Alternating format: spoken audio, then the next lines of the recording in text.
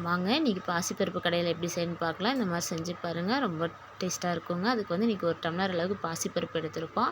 அதை மிதமான சூட்டில் அடுப்பில் வச்சு நல்லா வறுத்து எடுத்துக்கலாங்க. ஏன்னா அடுப்பை வேகமாக வைக்கும்போது பருப்பு தீஞ்சிடுறதுக்கு வாய்ப்பு இருக்குது. அதனால் வந்து மீடியம் ஃப்ளேமில் வச்சு லைட்டாக செவக்க வாசம் வர அளவுக்கு வறுத்து எடுத்துக்கலாங்க. இந்த அளவுக்கு நல்லா வறுத்து எடுத்ததுக்கப்புறம் இதை வந்து 2 தடவை கழுவி வடிகட்டி எடுத்து வச்சுக்கலாம். பாசிப்பருப்பு வேக வைக்கிறதுக்கு தேவையான அளவுக்கு தண்ணி அடுப்பில் வச்சுக்கலாம். இன்றைக்கி குண்டால தான் வேக வைக்க போகிறோம். ஒரு 4 டம்ளர் அளவுக்கு தண்ணி எடுத்திருக்கோம் 1 டம்ளர் பாசிப்பருப்புக்கு. இப்போ வந்து இந்த வடிகட்டி வச்சுருக்க பாசிப்பருப்பை சேர்த்திக்கலாம். சேர்த்திட்டு இதில் வந்து 2 பச்சை மிளகாய், ஒரு 5 பல் பூண்டு தட்டி வச்சுருக்கோங்க, அதை சேர்த்திக்கலாம். நீல மிளகாயாக இருந்தால் 1 போட்டால் போதும். இது குண்டு மிளகாய் நல்லா சின்னதாக இருந்தனால நான் 2 எடுத்திருக்கேன். இந்த பூண்டையும் பச்சை மிளகாய் சேர்த்து கலந்துக்கலாம். இப்போ 1 ஸ்பூன் அளவுக்கு ஜீரகம் சேர்த்திக்கலாம். ஜீரகம் சேர்த்திருந்ததுக்கப்புறமா 1/2 ஸ்பூன் அளவுக்கு மஞ்சள் தூள் சேர்த்திக்கலாம். ஜீரகம், பூண்டு இதெல்லாம் சேர்த்து வேக வைக்கும்போது டேஸ்ட்டாக இருக்குங்க, நல்லா வாசமாக இருக்கும். பருப்பு வேக வைக்கும்போது மஞ்சள் தூள் சேர்த்துட்டு இது நல்லா கலந்து விட்டுக்கலாம். பச்சை மிளகாய் வாசத்துக்காக தான் போட்டிருக்கோம், அப்போ தான் டேஸ்ட் நல்லாயிருக்கும். இப்போ இது நல்லா இப்போ பார்த்திங்கன்னா தெரியும் பொங்கி வருது. இப்போ வந்து அடுப்பை வந்து கம்மி பண்ணிக்கலாம். கம்மி பண்ணிவிட்டு இது பாசிப்பருப்பு வேக ரொம்ப டைம் எடுக்காதுங்க, ஈஸியாக வெந்துடும். ஒரே கொதியில் வெந்துருன்னு சொல்லுவாங்க இல்லையா, அந்த மாதிரி பாசிப்பருப்பு வந்து ரொம்ப டக்குன்னு வெந்துருங்க. ஒரு 5 நிமிஷத்தில் வெந்துடும். இப்போ வெந்து வரட்டும்.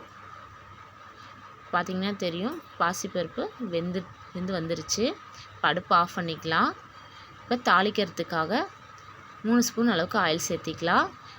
1 ஸ்பூன் கடுகு, 1 ஸ்பூன் அளவுக்கு ஜீரகம், பெருங்காயத்தூள் கொஞ்சம் சேர்த்திக்கலாங்க. நீங்கள் ஆயிலில் தான் தாளிக்கணும்னு இல்லை, நல்லெண்ணெய், கடலெண்ணெய் எந்த எண்ணெயில் வேணாலும் தாளிக்கலாம், டேஸ்ட் நல்லாயிருக்கும்.